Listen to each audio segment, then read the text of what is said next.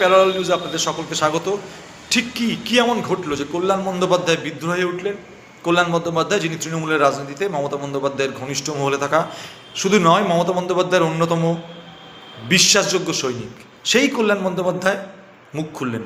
আপনারা সবাই জানেন গতকালকে কার্যত এই নিয়ে টেলিভিশন মিডিয়া থেকে শুরু করে বাংলার রাজনীতি তোলপাড় যে কল্যাণ বন্দ্যোপাধ্যায় মুখ খুললেন। শুধু মুখ খোলেননি, কল্যাণ বন্দ্যোপাধ্যায় কিন্তু সরাসরি তার নেত্রী মমতা বন্দ্যোপাধ্যায়কে লক্ষ্য করে মমতা বন্দ্যোপাধ্যায়কে কাঠগড়ায় তুলেছেন। কারণ গতকালকেই ভার্চুয়াল বৈঠক হয় সাংসদদের সঙ্গে, সেখানে দলীয় পার্লামেন্টে কী রণকৌশলে তৃণমূল কংগ্রেসের সংসদীয় দল কাজ করবে তাই নিয়ে ভার্চুয়াল বৈঠক ছিল। সেই বৈঠকে মমতা বন্দ্যোপাধ্যায় কিন্তু লোকসভার বিধায়ক সাংসদদের পারফরমেন্স, লোকসভার যারা সাংসদ তাদের পারফরমেন্সে নিয়ে অসন্তোষ প্রকাশ করেন এবং যার অনেকটাই দায় কিন্তু মমতা বন্দ্যোপাধ্যায় ইঙ্গিত দিয়েছিলেন যে যার অনেকটাই দায় কল্যাণ বন্দ্যোপাধ্যায়।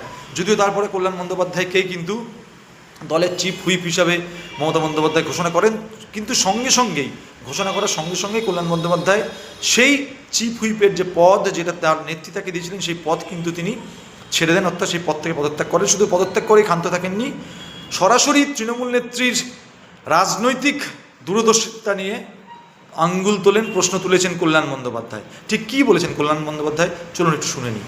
আমি কি একা লোকসভা চালাবো নাকি? কাকলি গোষ্ঠীতে অর্ধেক দিন থাকে না, আমার দোষ?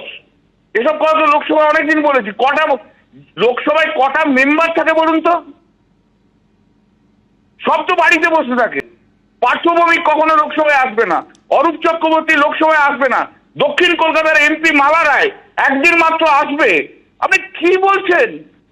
দেব, আই ক্যান আন্ডারস্ট্যান্ড। কি করে লোকসভা চালাতে হয় মমতাদি জানেন? কারা আসে না? দক্ষিণ কলকাতার এমপি, যারা এমপি বানিয়েছেন তারা কেউ আসে না। হ্যালো, দক্ষিণ কলকাতার এমপি আসে না, আর সব এমপি ঘুরে বেড়াচ্ছে। কেউ নাটক করছে, কেউ থিয়েটার করছে, কেউ লোকসভাতে বসে রয়েছে। আর দোষ আমার? কোঅর্ডিনেশন হচ্ছে না, চেঁচানোর জন্য গলা একমাত্র কল্যাণ ব্যানার্জি বলে না আসতে। মমতা দিয়ে আমার দোষ দেখতে পারে, অন্য কারোর দোষ দেখতে পারে না। কি থাকে? পরলোকের ছেলেও নই আমি, অক্সফোর্ড কেমব্রিজ থেকে পড়েও আসিনি। আমি সবচেয়ে বেশি কাজ করেছি, সবচেয়ে বেশি স্লোগান দিয়েছি, তাই জন্য আমি ইনএফেক্টিভ। আর যদি আপনি হার্ভার্ড, অক্সফোর্ড, ভালো বিশাল দামি শাড়ি পরে ভালো ভালো ইংরেজি বলেন, তার মধ্যে এফেক্টিভ এখন আর দলের কাছে কিছু নেই। আমি হচ্ছে সবচেয়ে ইনএফেক্টিভ। যথেষ্ট হয়েছে, অনেকদিন আমি চিফ হুইপের কাজ করেছি, ফিনিশ। যারা ভালো কাজ করে তাদের দাম পাওয়া যায় না, যারা সমালোচনা করে না, যারা মমতাদিকে গালাগাল দেয়, তিনি তাদেরকে সম্মানিত করে। গতকালকে সেই বৈঠক থেকে সুদীপ বন্দ্যোপাধ্যায়কে তৃণমূল লোকসভার যে পার্লামেন্টারি কমিটি, সেই কমিটির দলনেতার পদ থেকে সরিয়ে অভিষেক বন্দ্যোপাধ্যায়কে সেই পদে আনা হয়েছে। কেউ বলছেন এই 2-2 4, তার ফলেই কল্যাণ বন্দ্যোপাধ্যায় মুখ খুলছেন। অর্থাৎ একদিকে মৈত্রকে নিয়ে তার যে বক্তব্য, তার যে মানে অস্বস্তি, সেই দলকে জানানোর সাথে দল ব্যবস্থা নিয়ে তারপর অভিষেক বন্দ্যোপাধ্যায়কে দায়িত্ব দেওয়া।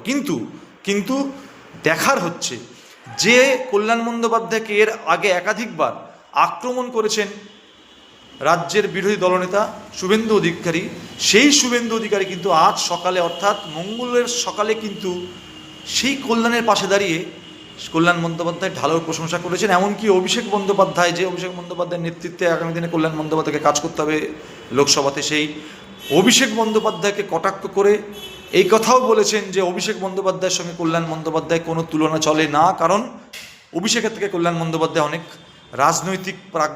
রাজনৈতিকগতভাবে প্রাজ্ঞ এবং অনেক ভালো রাজনীতিবিদ। কি বলেছে শুভেন্দু অধিকারী কল্যাণ বন্দ্যোপাধ্যায়ের বিরুদ্ধে? কল্যাণ বন্দ্যোপাধ্যায়ের পক্ষে যে মন্তব্য শুভেন্দু অধিকারী রেখেছেন, কি বলেছেন শুভেন্দু অধিকারী? যে কল্যাণ বন্দ্যোপাধ্যায়কে উঠতে বসতে আক্রমণ করতেন শুভেন্দু অধিকারী, সেই শুভেন্দু অধিকারী কিন্তু কল্যাণ বন্দ্যোপাধ্যায়ের পক্ষে দাঁড়িয়ে তাকে ঢালোর প্রশংসা করলেন আজকে বাগডোগরা বিমানবন্দরে। শুনুন কি বলেছে। कल्याण बनर्जी बहुत दिन से पॉलिटिकल लीडर। कल्याण बनर्जी एक पॉलिटिकल आदमी है, एडुकेटेड आदमी है, उनका भाषा दूसरा तरीके से हो सकता है, लेकिन कल्याण जी का साथ भतीजा का कंपेयर करना ठीक नहीं है। सर बंगाल में भतीजा ही केम हेयर आफ्टर 2011, 2011 में जब हम लोग बंगाल में सरकार बदल कर दिया जनता का साथ लेकर, तब दिल्ली से ममता बनर्जी भतीजा को लाया है और भतीजा ओनली आइडेंटिटी ही is the nephew of the chief minister of West Bengal and the supremo of the Trinamool Congress. लेकिन कल्याण बनर्जी एक पॉलिटिकल आदमी है, एडुकेटेड आदमी है और 11 साल का पहले सीपीएम का साथ जो संघर्ष हुआ उसमें कल्याण जी लीगल बैटल में उनका कुछ योगदान तो है ही।